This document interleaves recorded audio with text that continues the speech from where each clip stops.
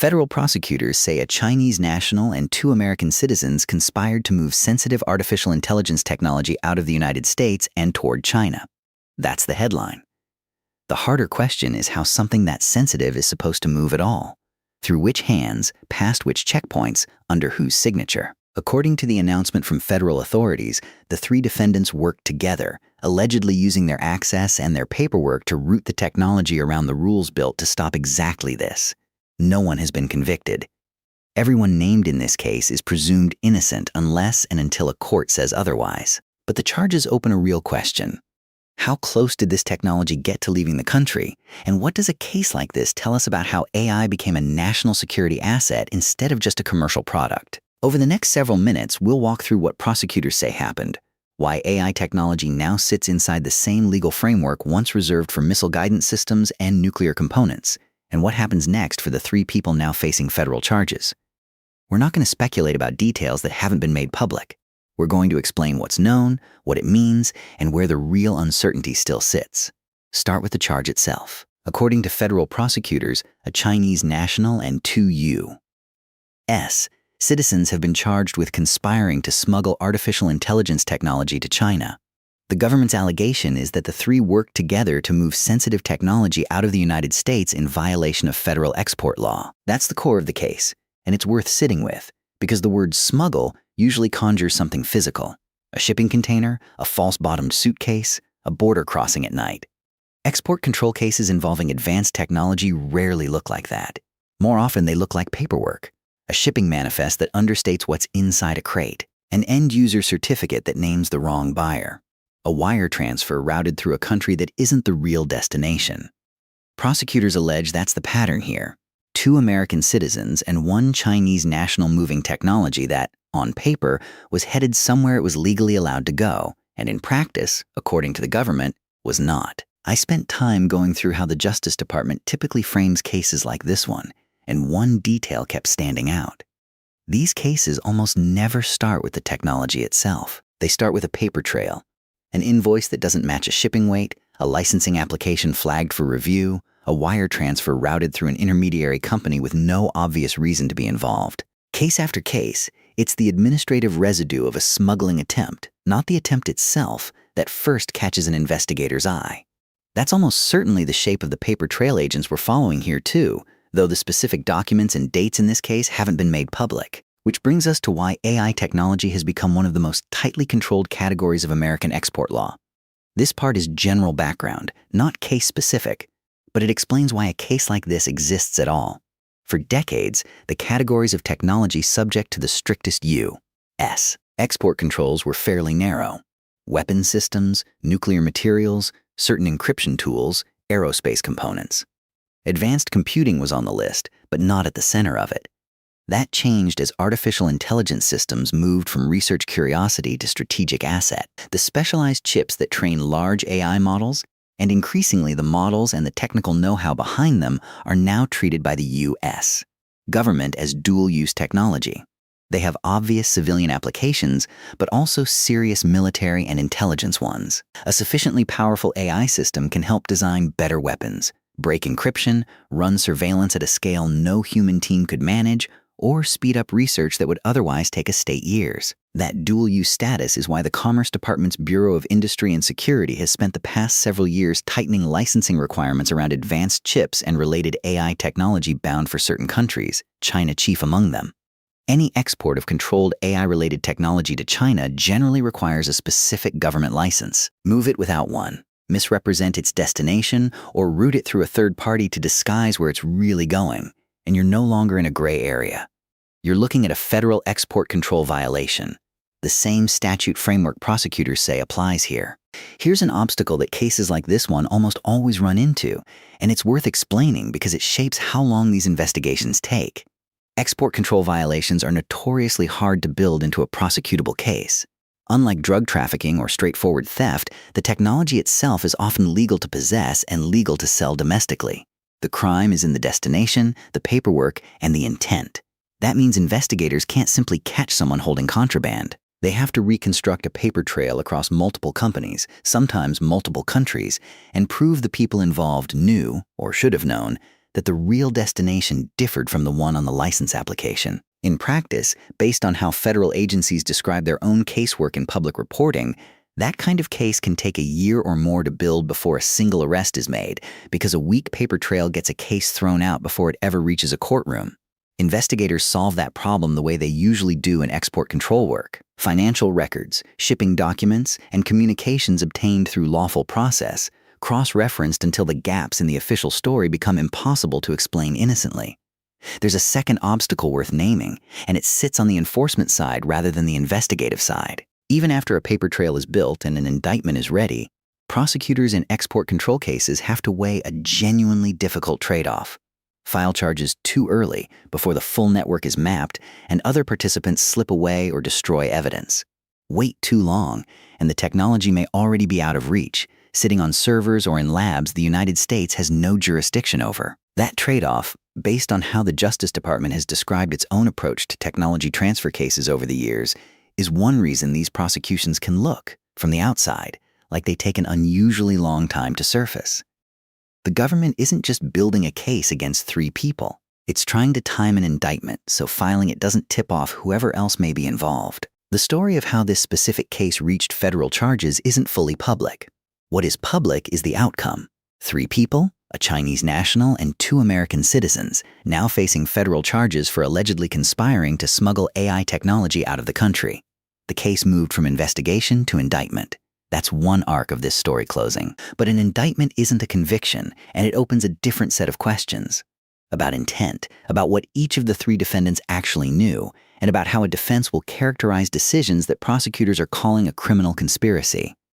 What's most surprising about a case like this isn't the technology, it's the personnel. When people picture technology smuggling to a rival power, the image is usually a foreign operative, someone recruited and inserted specifically for the job. Here, prosecutors allege the scheme required American citizens as active participants, not passive middlemen. That detail matters because it reframes the legal exposure. A foreign national accused of acting on behalf of a foreign government faces one set of legal theories. American citizens accused of knowingly helping move controlled technology out of the country face charges under the same export control and conspiracy statutes used for decades against defense contractors and technology executives who broke the rules, regardless of who benefits on the other end. Here's a take that will probably draw some disagreement. Cases like this expose a real gap between how fast export control law can move and how fast the technology itself is moving. The legal framework was tightened for chips and hardware, physical things that cross a border, get logged, get inspected. AI technology increasingly isn't just hardware. It can be software, trained model weights, technical documentation, even knowledge in someone's head. The government's own enforcement priorities suggest officials know this. If the allegations here are proven, it'll be another data point in an uncomfortable pattern. Determined people can still move sensitive information faster than the legal and technical safeguards built to stop them. That's not a defense of the alleged conduct. If the charges are proven, the conduct alleged is a serious federal crime. It's an observation about how much strain modern export control enforcement is under as the underlying technology changes shape. Export control law was built for a world of physical goods, crates, containers, serial numbers. Applying it to something as fluid as an AI system, one that can in principle move electronically in seconds, is an evolving legal problem, not a solved one. Every case like this becomes part of how prosecutors and courts work out where the lines actually sit. So where does the case stand right now? According to the announcement from federal prosecutors, the 3 defendants have been charged with conspiring to smuggle AI technology out of the United States to China in violation of federal export control law. Charges are allegations, not findings of guilt. Under the American legal system, all 3 individuals named in this case are presumed innocent unless and until they're proven guilty in a court of law. What happens next follows the standard path for a federal criminal case: arraignment, pretrial motions, and, barring a plea agreement, trial, where prosecutors will have to prove their allegations beyond a reasonable doubt, and the defense will get to challenge the government's evidence and its account of who knew what. Would you have caught it? Put yourself for a second in the position of a compliance officer or a licensing reviewer looking at a stack of paperwork for a routine technology shipment. Nothing jumps out. The forms are filled in correctly. The destination looks plausible. That's exactly the environment export control violations are designed to survive in. Not through drama, but through paperwork that looks ordinary until someone cross-references it against something else. Is the failure here about the individuals allegedly involved, or about how much a system built on paperwork depends on catching a small number of intentional lies inside a very large volume of routine, honest ones? There's no clean answer, and reasonable people land in different places on it. One thing that stuck with me while reading how the government frames these AI-related export cases is how deliberately narrow the public language stays. Officials will confirm the category of technology in general terms, artificial intelligence technology, without detailing the specific systems, specifications, or capabilities involved.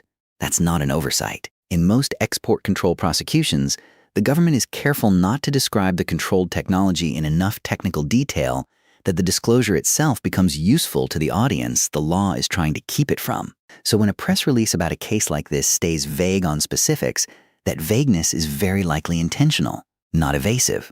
So what's still genuinely unknown here, rather than just unreported? The specific AI technology at the center of the case, what it does, how advanced it is, and how it was allegedly packaged or disguised for export, hasn't been detailed in public statements, and we're not going to guess at specifics that haven't been confirmed.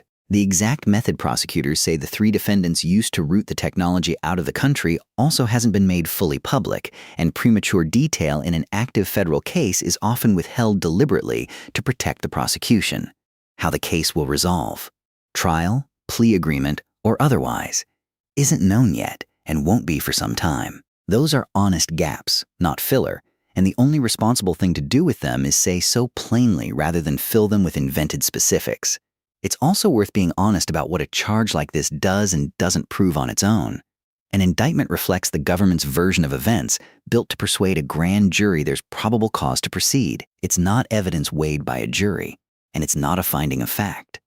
Defense attorneys in export control cases have, in other prosecutions, successfully argued that a defendant lacked the knowledge or intent the statute requires, even when documents connect them to a shipment or a transaction. Intent is very often the entire case in this category of law. Whether these 3 defendants knew the technology's real destination or believed in good faith that the paperwork in front of them was accurate is exactly the kind of question a trial, not a press release, is built to resolve.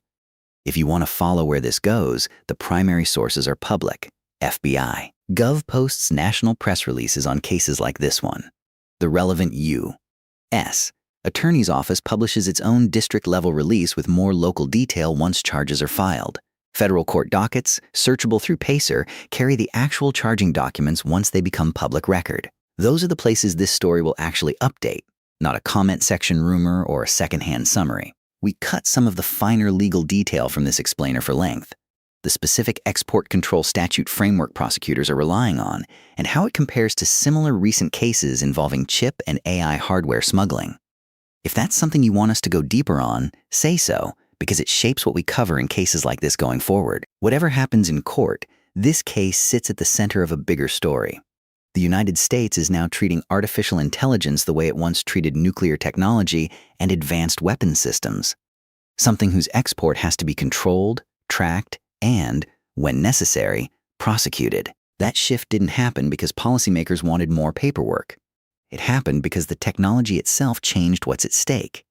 This case, whatever its outcome, is one more chapter in how the law is trying to catch up.